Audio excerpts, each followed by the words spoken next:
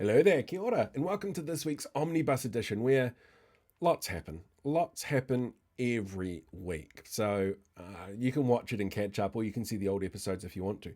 But before you jump into that, I just wanted to give you a little bit of a reminder of a couple of things. Well, the first one's not really a reminder, it's more just letting you know. We're going to have an awards show. Blake and I have been talking about how we wrap up this year's season of Behind the Walls, which will be on the 29th of November. We wanted to do something positive and uplifting, and an awards show seemed like a fun way of doing that. So starting this week on our community tab in the YouTube page, we're going to be asking you questions like, who do you think should be nominated for what awards? We want to get your feedback on this one, but we also want it to be light-hearted and kind of uplifting because it's been a very dark year and efforts to make it brighter just seem to make it darker. So we want things like, who's your most impressive new MP, or which local body councillor has blown your mind the most with their work. There's a whole bunch of options out there. And then over the next couple of weeks, we'll put it out to the vote and we'll see who wins. Then on the 29th, we'll have a big star-studded awards show. There might be celebrity guests. I don't know. We're still working on all that kind of stuff. But yeah, keep an eye out for that one. The other thing I wanted to remind you about is Thursday. Now, I'm going to be in Whangarei on Thursday for the Network Waitangi Whangarei talks that they're doing about journeys with the treaty. And I'm going to be talking at the library at 12 o'clock and at 116 at 7 o'clock. So 2 presentations, same thing. It's about my journey with Te Tiriti and why I'm not scared of it as a middle-aged white guy. There's going to be a whole bunch of really weird history moments that will make you go, ugh, and a whole bunch in there about media theory and how that could probably help you decode a little bit of the rhetoric that's going on out there at the moment. So if you're in Whangarei for either of those, it'd be fantastic to have you come along. You can find more information about that at networkwaitangiwhangarei.org.nz. All on the website. It'd be great to catch you there. Now, let's go jump over to this week's Omnibus edition. Hello there, kia ora. Did you know that humans are the only animals that we know of that can create meaning from context clues? Well, I mean, dolphins might be able to, but they're dicks, so nobody listens to them. Technically, we call it the relationship between signifier and syntam, but basically it means that we can put two things together and get a meaning. And if one of those things change, then the meaning changes. And these days, we actually communicate using this method all the time, and most people don't realize it. And there are media organizations out there who know this and manipulate this. Like this story that we saw in the Herald from this weekend, which I'll get into shortly. Firstly, though, a signifier is any tool that we use to communicate. Me, talking to you right now, each word is a signifier. And the tone that I use, well, that's also a signifier. The facial expressions I use while talking, also a signifier. Any subtitles that you're reading on this video, well, that's a signifier. Any meme I stick up right now, you better believe that's a signifier. Any reaction emoji that you use, that's a signifier. Go on, give it a go, hit that thumbs up button and make this an interactive lesson. And because we have contextual knowledge, like being able to understand English or read the language or know where a meme comes from or an emoji comes from, that syntam then creates context that we understand. It's one of the reasons why all traffic lights everywhere use the same color codes. And we can recognize the meaning behind this sign or this one. And signifiers can change meaning depending on context. So these slightly blurry emoji, for the sake of not getting this video taken down, mean very different things on a socializing app than they do on a cooking blog. And we create the context based on how they're put together. And we can use those context clues to understand other people's views and help show other people our views in a really succinct way. But there are examples of signifiers that only some people get. It creates context only for those that know how it's meant to be interpreted. I mean, I can do this and say, live long and prosper, and if you've never seen or heard of Star Trek, it means nothing. But if you've studied the Jewish alphabet, that hand signal means something very different to the people who have studied early American literature where that phrase was first used. And this way of creating meaning specific for certain groups is where we get dog whistles from. It's a use of language and signifiers that to many don't create a specific context, but to some, it creates a very specific context. Phrases like the one used by my local National Party MP Dan Boudoir during the election, like, I believe in one person, one vote, when asked about Māori electorates, and Māori and Māori wards. They get the same voting rights as people on the general roll, but that's a dog whistle catch cry to people to say, well, do they though? To raise questions. In fact, the only people who get those extra votes are people who own property in local body elections in a region that they're not currently living in. But they're not going to say anything about that in government, and that's certainly not who they're hinting to. But Dan and any number of other candidates and Facebook idiots, when they say things like that, are clearly people who understand that contextual meaning to be a racist dog whistle. So how does this tie back into that Herald page that I showed you before? Well, when it comes to print media, there's a few things that happen all at once to build context. The language used and layout used create an association. Here is a booming headline about an illicit substance that creates a sense of moral judgment, and under it, a giant picture of former MP Kitty Allen. Now, the way humans create context of image and text creates a sense that this article is about her, and the layout of the images imply that other people on the page are involved as well. The headline has nothing to do with any one of those people pictured, but the first impression created by the layout doesn't stop you making that assumption. Secondly, in play we have something called the science post effect. It's a phenomenon of where people read maybe the headlines in the first paragraph before they move on and form opinions based simply on those two signifiers. It happens 95% of the time anyone interacts with any form of media, be that traditional, broadcast, or social. And here in Aotearoa, New Zealand, researchers show in this way to create context creates an imbalance in perceptions towards Māori, particularly Wahine Māori, and is seen as a major contributor as to why many feel our mainstream media creates a bias against them. Now, ironically, the piece from the Herald, several paragraphs in, is about the writer's opinion on why the RNZ podcast featuring Kitty Allen was recently pulled from their schedule. And a follow-up story in the Herald shows that the podcast, released under an OIA, covers the topic of how Wahine Māori in positions of authority are treated. So remember, all media has a bias. It might be visible in the language they use, the voices they platform, the stance they take on issues, the way that they frame news. But it also includes unnoticed elements, like the way a news piece is laid out in front of you. It's using those different signifiers that create context that some people interpret in ways that will ring out to them, like a dog whistle does to dogs. Hello there, kia ora. One of the common concerns around polling is how much it can simplify complex issues which impact everyday people. A simple question like, who would you vote for if an election were held today, doesn't really contain the nuance behind the decisions, because for each of us, there's dozens of influences which can impact our political choices. And the way our media presents poll findings can often sensationalize the findings and polarize people, when they should be seeing trends occurring. Which is what makes the Ipsos poll really fascinating. They don't track how people would vote. They track what issues people see as important and gauge participants' views on who would be better to handle those issues that they see as concerns. But because the headlines of this party could win aren't really relevant, it often flies under the radar of our media. But it is a really insightful poll to get an understanding of what the public see as concerns and as a guide to how well the government is doing addressing those concerns. And this week, Ipsos released their latest results, and it's not great for the current coalition.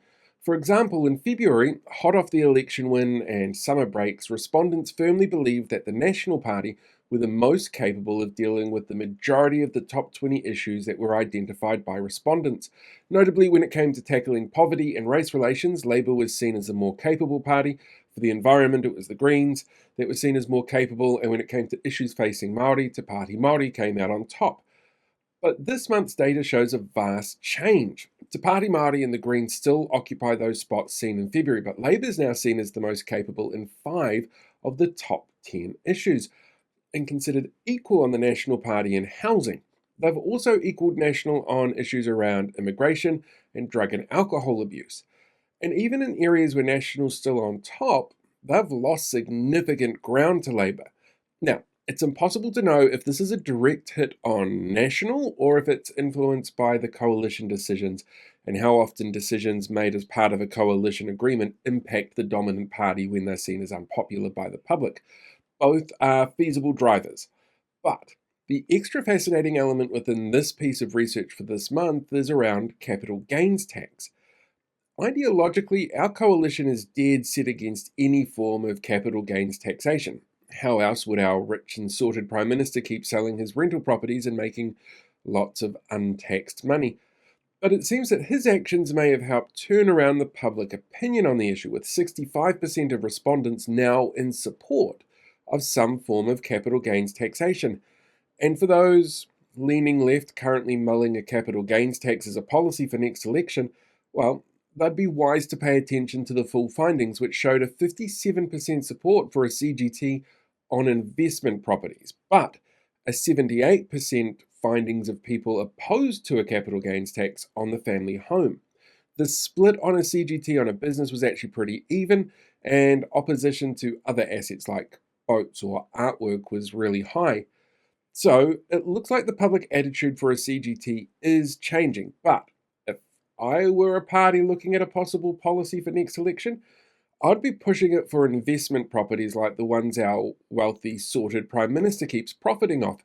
And for now, avoid the coin flip on business. I mean, while the business sector does tend to vote right wing anyway, well, they're really suffering at the moment from government of business policies, with other research out this week actually showing more businesses going into liquidation since this government came into power, since that global financial crisis back in 2008. They're clearly having a tough enough time of it as it is. And most importantly, whoever's considering this needs to get the messaging right. The coalition's actually really good at obfuscating policy on purpose to denigrate it and get voters worked up. You just need to look at Three Waters or Maori wards as an example. So voters are rethinking the issues and how to best move forward and are open to change. All good signs for left-leaning parties, if they can take those findings on board. Hello there, kia ora.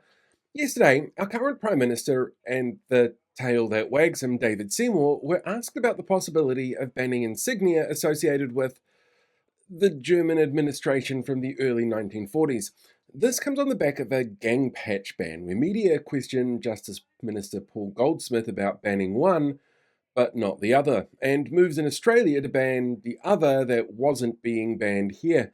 Now, Luxon, to his credit, is open to conversations on the topic, but it's not currently under consideration, while Seymour was against it, stating he'd rather know who the idiots were, while also supporting the gang patch ban because patches are intimidating.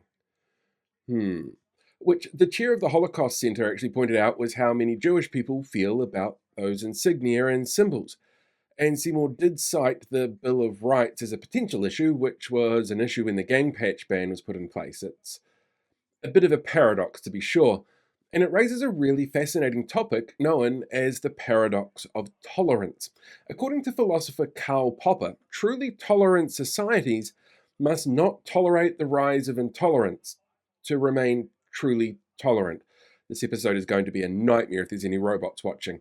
Look, the basis of the argument is around the idea that allowing intolerance to go unchecked, well, it would dominate the tolerant people in society by exploiting their values and eventually destroying societal tolerance through oppression. Now, the summary does miss out the expanded explanation, which includes the fact that there shouldn't be a total all or nothing on tolerance for obvious reasons, because that wouldn't be tolerance. But he does advocate making sure that there are solid stops and checks on the idea of unregulated tolerance in the name of absolute free speech, putting in place protections to look after the most vulnerable in society, basically. Which brings us back to David Seymour. As a so-called libertarian, surely he'd be against anything that stymies free speech, which is his reasoning against the historic German stuff. But that doesn't hold for gang patches. It doesn't stop his party threatening funding on a crown entity for a poem they don't like from a Pacifica artist. And the fact is, there is no way this paradoxical conversation is ever actually going to be settled. There is absolutely an argument for protecting people from harmful speech and expression, which both gang patches and Nazi insignia can be seen in that category by some people. And there is absolutely an argument that open dialogue should be the way forward to ensuring terrible expressions do not find their footing. But that feels kind of hypothetical to me, considering the number of people who claim to be free speech absolutists who like to push rhetoric that dehumanizes groups within society on an alarmingly regular basis and then cry free speech is their reason for being able to do so. Of course, there's a lot of should haves and could haves that don't match the reality. But if this weird paradoxical argument that's playing within our own government is showing us anything, it's that you can always count on David Seymour to find a way to make something ridiculous end up in headlines. Just imagine how he'll short circuit when he realizes that gangs also use swastikas and Nazi salutes. Hello there, kia ora. According to Social Development Minister Louise Upston, benefit sanctions need to be even tougher after MSD forecast this week showed the average time spent on a benefit is 13.4 years, but for young people under 25, that was expected to be just over 21 years. Naturally, this came with claims of entrenched welfare dependency. But there's a heap of nuance missing, like the fact that the average working lifespan from 16 to 65 is actually 49 years, so her line about spending about half of it on the benefits just incorrect. But there are other risk factors which, according to the report, can lead people to long-term beneficiary use. They include economic conditions, like when a government tanks the economy, or time spent in prison, which goes up when a government is determined to make courts more punitive and building more prisons. There's mental health issues. There's time spent in hospitals, which increases when funding for primary health care is slashed, driving up prices, or people have to pay for things like prescription medicines and are forced to choose between, health care or food and rent, which goes back to that mental health issues area as well. Or those that have been in the care of oranga tamariki, in an area that the government's been slashing funds and services to pay for their tax cuts. The report also did not differentiate people living with long-term disabilities, who often struggle to get work or maintain it, or even seasonal workers.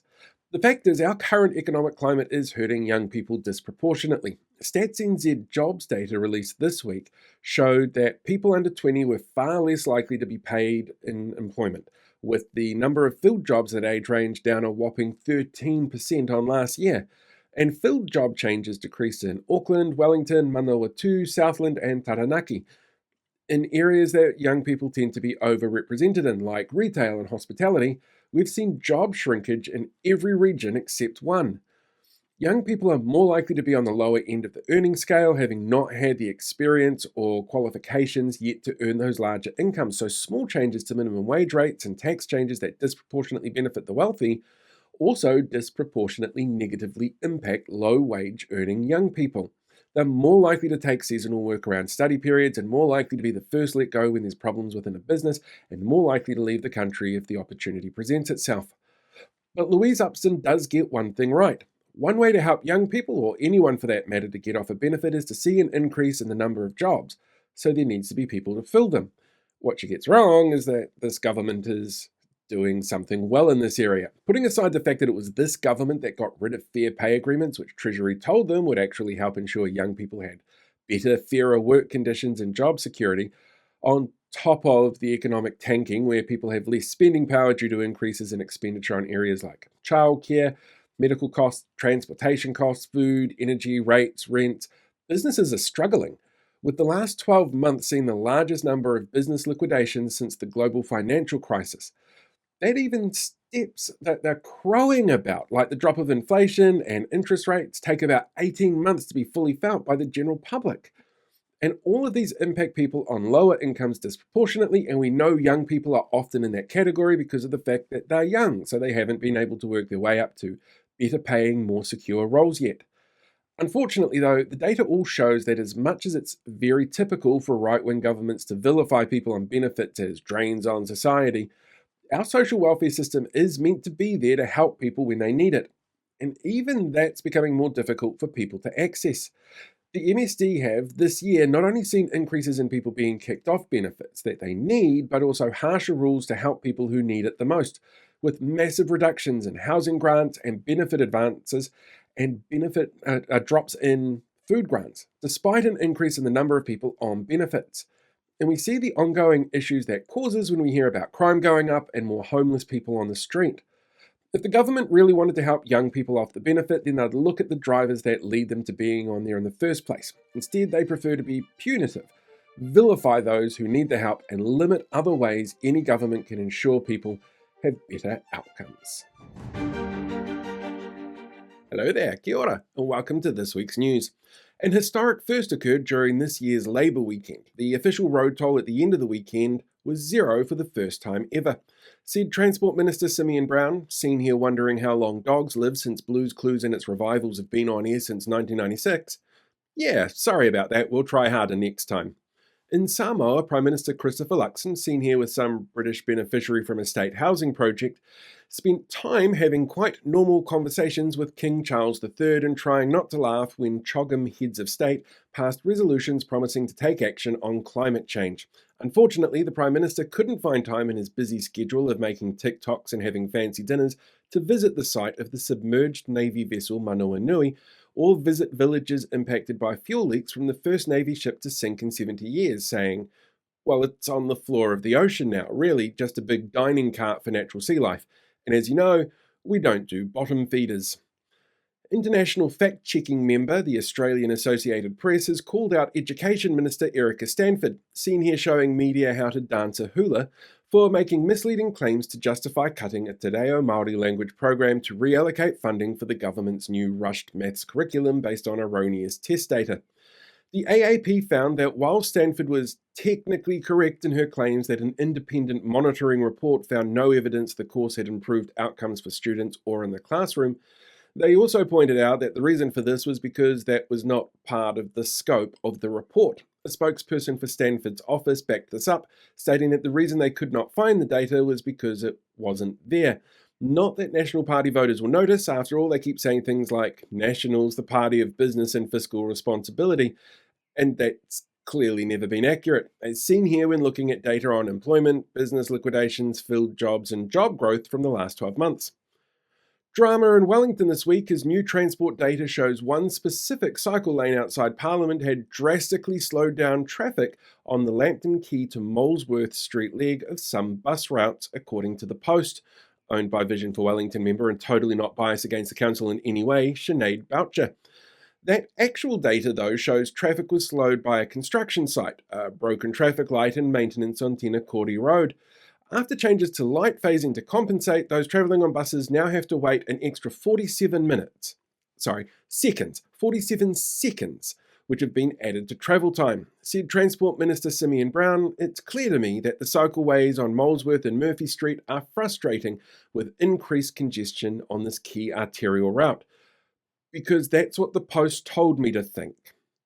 NZQA, the New Zealand Qualifications Authority, this week confirmed that all 8 of its permanent staff that support exam centres as part of NCEA exams had chosen to take redundancy or had resigned over the last 12 months. Those roles have been replaced by 7 staff moved from other areas and 4 temporary support staff to ensure the smooth running of exams later this year. Said Education Minister Erica Stanford, seen here wondering if anyone realises that she's the Education Minister and not David Seymour. We want all of our students to do well in exams, and that way we can set them up the foundations for long careers ahead working in sectors like the civil service, where they can worry about being fired and asked to do jobs they're not trained in or qualified for, like organising and running NZQA exams as we make cuts to pay for landlord tax breaks. Changes to the school lunch programs announced by Associate Education Minister David Seymour, seen here trying what has been described as human food for the first time, are raising concerns around the country. The Ministry of Education has confirmed that 75 current providers will have their contracts end in December, leaving up to 2,000 people out of work, despite earlier assurances from Seymour that contracts would continue over a 2-year period, which has led to some suppliers laying complaints with the Prime Minister's office and the Ombudsman. In their place, international company Compass Group, which has had its own controversies, will be taking over. But that could see mass-produced food shipped from places like Hamilton all the way to the west coast of the South Island in the most inefficient undertaking since seeing David Seymour try human food, like a human. Information released this week under the OIA shows that Finance Minister Nicola Willis, seen here telling media to stop, collaborate and listen, ICE is backed with a brand new invention, made her recent decision to demand the re-evaluation of work from home practices for civil servants and public sector workers based on informal conversations with no evidence to back up claims around productivity or the flow-on effects for local businesses, and couldn't name a single business that supports the new directive. At the time of the announcement, Willis maintained data collection was a key step to what was really going on, but that data wasn't actually collected before the announcement, and Willis has not received any official correspondence or had any meetings on the topic before the announcement. When pressed for comment, Willis pointed out that it's written into the coalition agreements that decisions will be based on evidence and seen clearly in policies already implemented, like raising speed limits, loosening smoke-free legislation, revamping freshwater policy, their approach to punitive measures against beneficiaries and criminals, the justification for the rush on the revamped maths curriculum, and putting in an observer at Wellington City Council. The High Court released findings this week that found iwi from the top of Te Waipounamu are owed thousands of hectares of land and millions of dollars in compensation for a land deal struck in the 1830s, which the government did not honour. When asked for comment, Hobson's Pledge founder Don Brash was found in the corner screaming into his pillow.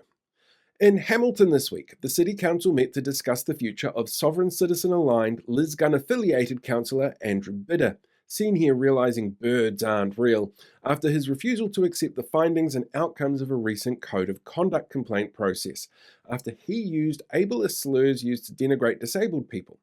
During the process, Bidder was censured and ordered to apologise specifically to organisations that work with people who live with cerebral palsy and other disabilities, and so far has refused to do so, claiming the entire process was corrupt and that he wouldn't apologise or resign if asked to, which is a move the council is considering. Unfortunately, the current law around dealing with problematic elected councillors when they need to be held to account is weaker than the evidence used to remove funding for Te Reo Māori courses by Erica Stanford to pay for maths books, or demand civil servants stop working from home to save the cafes in the CBD. And finally, Wellington icon Quasi is on the move after 5 years sitting perched above the Wellington Art Gallery. The almost 5-metre tall sculpture, that is a combination of artist Ronnie van Hout's face and hand, has been the subject of both praise and derision from locals, calling it kind of creepy and a Lovecraftian nightmare come to life. Quasi will be airlifted on Saturday off the building and is on its way to an undisclosed location in Australia. At the time of recording, the Post is yet to blame Mayor Tory Whānau and the left-leaning Wellington City Councillors for this event, saying there's only so much space we have to print and there's bike lanes to vilify first. And that is this. Hello there, kia ora. Hey, Simeon Brown. I know we don't see eye to eye on a lot. I mean, I'm like a full foot taller than you. Actually, you know what? That was a low blow and very mean of me, and I apologise. I actually think you have the opportunity to do something really good with your role as local government minister. You can fire a really problematic city councillor. It'll look like you're taking an active interest in the well-being of New Zealanders and send a strong message that the government is concerned with local government in more ways than the Post keeps telling you that you should in Wellington. In Kirikirira, Hamilton, they have this guy, Andrew Bidder. You may have seen him in the news a bit this year after he used an ableist slur or two to denigrate disabled people. Well, Hamilton City Council had a meeting about it, and they found he had breached their Code of Conduct rules. Again. And now you and I both know that those rules are really weak. And I'm not sure if you read the Future for Local Government report before you binned it, but one of the suggestions in it was to find more ways to hold elected councillors accountable if they do things that bring their communities into disrepute. Well, Andrew was ordered to apologise to a number of community groups that work with disabled people and still hasn't. And he refuses to do so. That sounds like someone determined to undermine the democratic process to me. And I totally get you may not be aware of the other things Bidder's been up to. He's actually part of a conspiracy-fueled sovereign citizen-aligned group calling themselves the Hamilton Residents and Ratepayers Association. It's actually run by this guy, who's been convicted multiple times for serious fraud. He's publicly worked with Liz Gunn to plan ways to subvert the democratic process and undermine the work of councils all over the country, which would undermine the work you want them to achieve as minister. He even brought up the conspiracy about 20-minute cities in his defense for his original issues. Oh, remember the story that came out during the election campaign about the sovereign citizens that issued execution writs to councillors threatening their lives over those 20-minute city conspiracies? Well, Bidder is part of that group and was in the audience that night. I mean, so is your National Party MP Ryan Hamilton, so maybe don't ask him for advice on this. He's also been involved with people who have threatened physical violence against elected councillors, like this guy, who felt it was okay to tell people to take women out back of the bike shed and beat them. Now, I get that there may be concerns about stepping in. It's not like Wellington, where a couple of disgruntled elected officials are unhappy that they're in the minority on a democratic decision-making process and have an inordinate amount of press coverage because of it, after all. But it's now less than a year from the next local body election, so removing Bidder wouldn't trigger a by-election, wouldn't impact Hamilton at all in the way that it works as a democratic body, and would make you look like a decisive leader willing to do what's best for their community. In a community that voted in 2 national MPs at the last election. Or you could, of course, stay quiet and do nothing and let the voters decide in October. But can you imagine the damage 11 more months of a conspiracy spewing, disability mocking, democracy undermining elected official could do to our fastest growing city? This could be a much needed win in an area where, well, let's be honest, you're not too popular, after ignoring every single council and elected official who gave you feedback on Māori wards and forced on them extra costs with those referenda and other things like the water infrastructure, which caused rates to skyrocket, and stepped into Wellington City Council when you haven't released the advice on why you did that, and it's freaked out other councils around the country. It's an easy win for you, and I and many others genuinely want to see you take it. And to do that, you just have to show elected officials who genuinely undermine democracy that there are consequences for their actions. So come on, Simeon.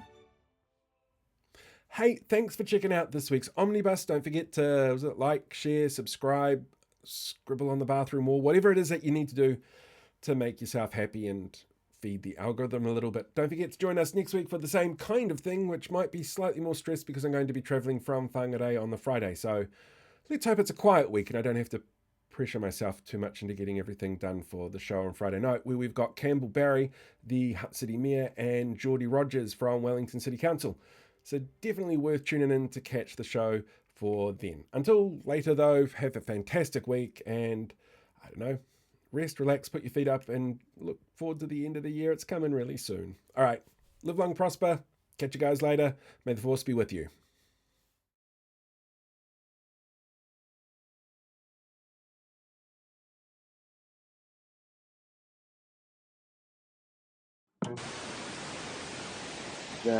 Here.